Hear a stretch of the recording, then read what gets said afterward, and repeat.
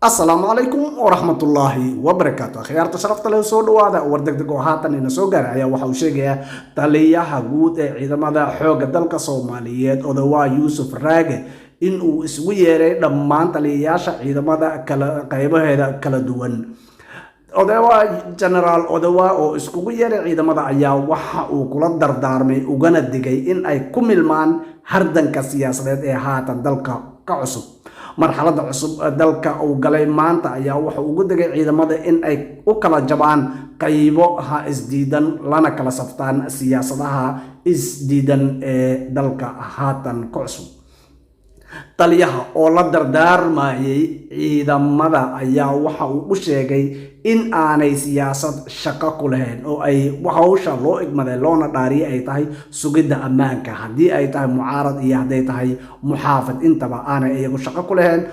waajibkooda uu ka saaran yahay sugidda ammaanka qof walba iyo muwaadin walba oo Soomaali ah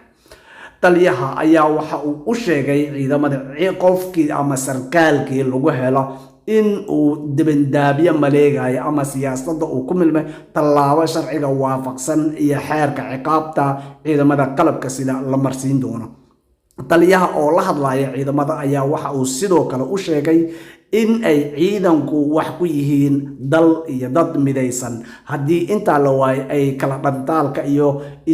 hardanka siyaasadeed qayb ay ka noqdaan dalkan uu dumi doono iyagana aanay waxba sii ahaan doonin sidaa daraadeed ciidanku waa mid waxa kaliya loo igmaday uu yahayna waa sugidda amniga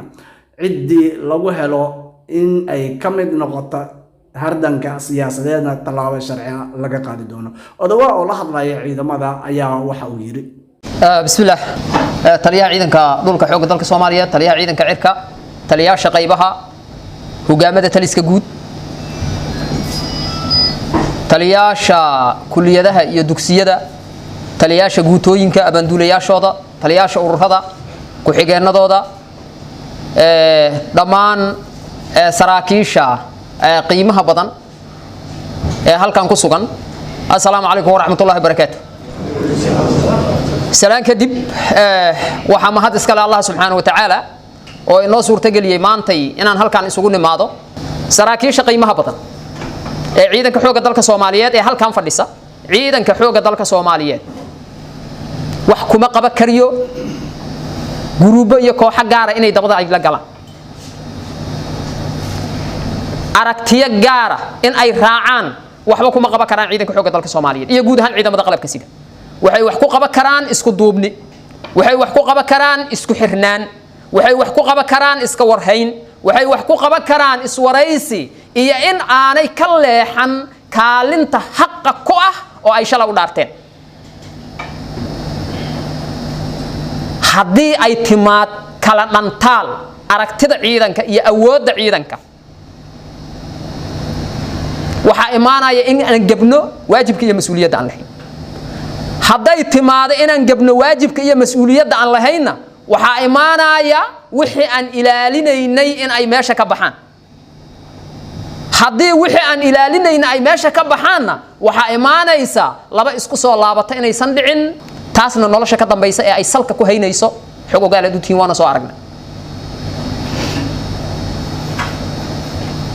waxaan rabaa marka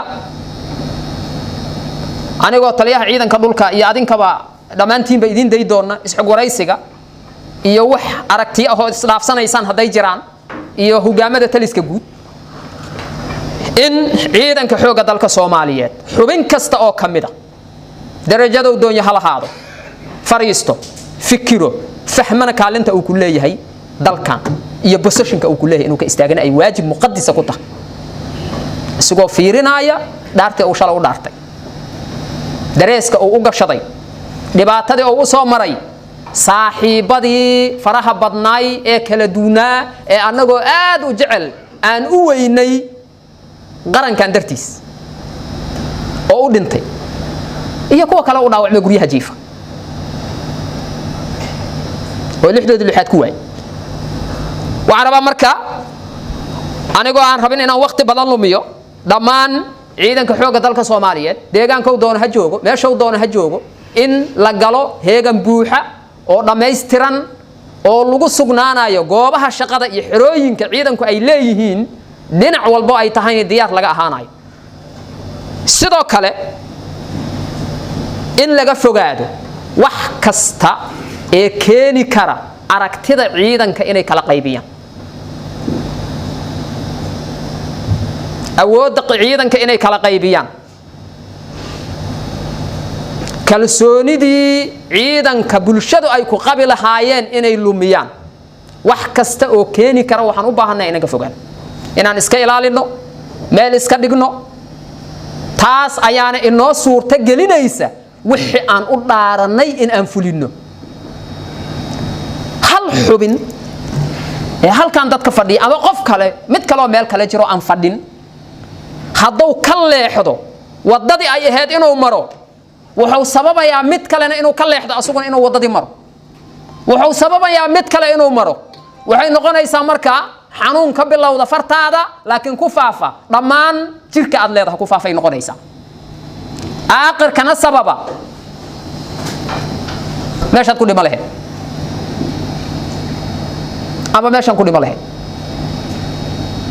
waxaan rabaa marka saraakiisha qiimaha badan ee halkan fadhiya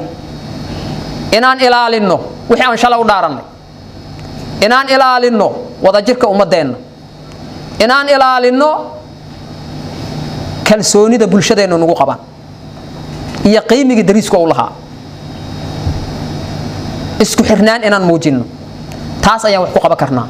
taliya jira taliya xigeenaa jira taliya ciidan dhulaa jira taliya ku xigeen ciidan dhulaa jira taliya ciidan ciraa jira taliya ciidan badaa jira taliya qaybiyaa jira taliya guutayaal hogaamo dhammaan dadkaas oo dhan laakiin ogaada qof kaligii gaar wuxuu qaban kara ma jiriya ya mas'uuliyadii aan dhammaanteen shalay u dhaaranay taliya iyo taliya xigeen iyo taliya nuuc ciidan iyo taliya qayb kaligoor gaar ma u fuli karaan no gabagabadii hadalka ayaa odawaa waxa uu u sheegay in ciidamadu ay feejignaadaan ciidan walbana uu xeradiisu ku sugnaado una diyaar ahaado wax walba ee soo kordhaa waxii war ah ee ku soo kordhaa waan idiin soo gudbin doonaa insha allahu tacaala. Assalaamu calaykum waraxmatullaahi wabarakaatu.